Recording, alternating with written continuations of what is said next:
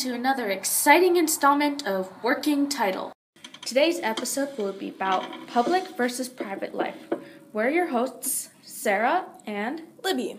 Hey Sarah, remember that movie we watched last Saturday, The Truman Show? Yeah, it's all about this topic. Want to remind our listeners what it's about? Sure. IMDb says, in this movie, Truman is a man whose life is a fake one. The place he lives is in fact a big studio with hidden cameras everywhere. And all his friends and people around him are actors who play their roles in the most popular TV series in the world, The Truman Show. Truman thinks he's an ordinary man with an ordinary life, but has no idea about how he's being exploited. Until one day, he finds out everything. It really makes a statement about the fading line between private and public life. What Truman thinks is his private life is being shown to the world. Like, remember how Christoph said, "Well, Mike, the big news is that Meryl will be leaving Truman in an upcoming episode, and a new romantic interest will be introduced. I'm determined that television's first on-air conception will still take place." Now that's an extremely private part of somebody's life. I get baby pictures or afterbirth, but Christoph is trying to take something extremely personal and broadcast it to the whole world. The Truman Show takes what should be his most private of moments and broadcasts it to millions of viewers. I sure wouldn't want that. But isn't that how our lives are? I mean, think about it.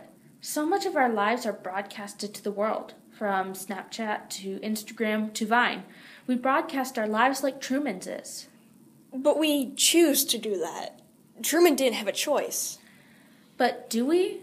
Social media is so ingrained in our lives and culture. Like, I know we don't use it much, but what about classmates, siblings? How so? I mean, think of how many times teachers have gone on rants about kids being on their phones during class.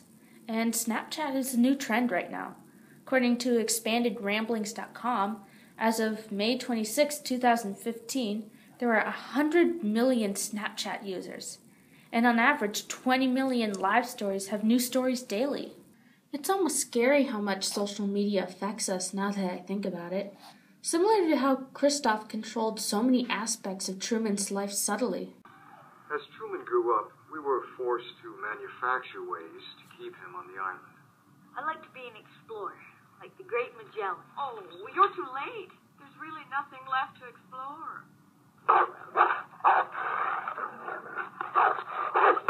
Finally, I came up with the concept of Kirk's Drive. Truman's been terrified of the water ever since.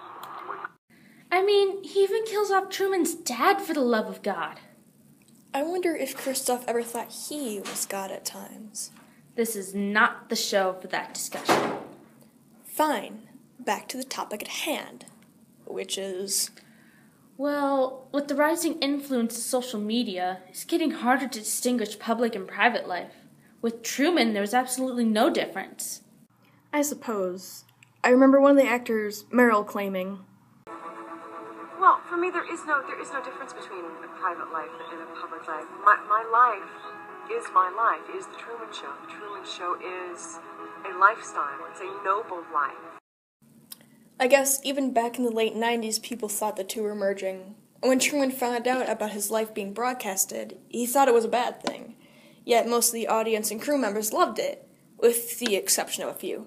Just like today's society. Some love social media, others hate it or constantly criticize it. With the rise of cameras being integrated into every aspect, from phones to laptops to who knows what in the future, we're constantly being broadcasted. Private life is usually for you alone or for a small amount of others to know. Yet with all the cameras around us, there's really no escaping. There's also all this pressure to keep updating our lives on social media. Oh yeah, that reminds me of this really cool poem by Marshall Davis Jones. Can I play some of the lines? Go for it. I face Facebook more than books face me, hoping to book face-to-faces. I update my status, 420 space to prove I'm still breathing. Failure to do this daily means my whole web-wide world will forget that I exist. But with 3,000 friends online, only 5 I can count in real life. Why wouldn't I spend more time in the world where there are more people that like me? Wouldn't you? Granted, this is only about Facebook, but it can apply to all social medias. The pressure to prove our existence through updates has only gotten worse over the years. And no wonder private life is slowly disappearing. Right. Today we're faced with a choice between privacy and recognition.